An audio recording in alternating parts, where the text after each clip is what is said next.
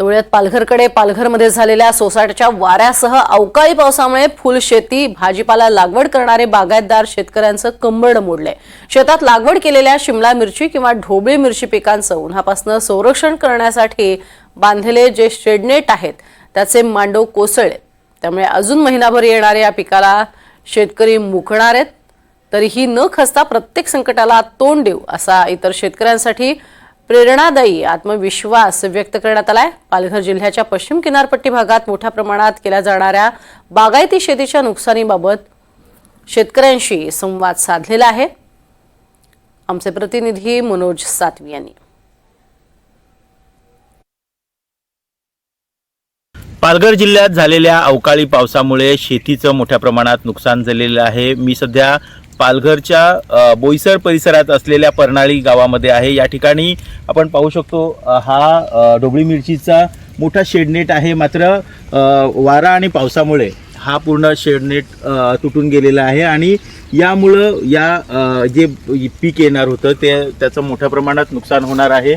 आता या झालेल्या नुकसानाबद्दल शेतकऱ्यांमध्ये खूप नाराजी आहे। याची दखल कुठेतरी घ्यावी अशा प्रकारचं वातावरण निर्माण झालेलं आहे। आपल्यासोबत शेतकरी आहेत। काका, आपलं नाव काय? माझं नाव प्रवीण घैरत आहे।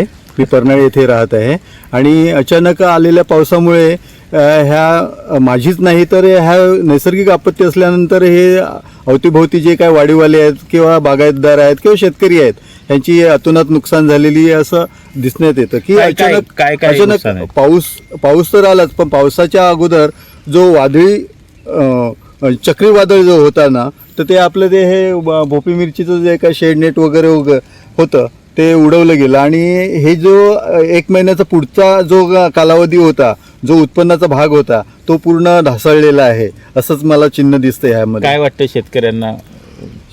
आता नुकसानीबद्दल असं आहे की ज्या हिमतीने, ज्या सामर्थ्याने जो हिम्मत करतो किंवा जो काय सामर्थ्य ठेवतोय, तर त्या पद्धतीने त्याला यश येणं न येणं हे निसर्गावर अवलंबून असतं।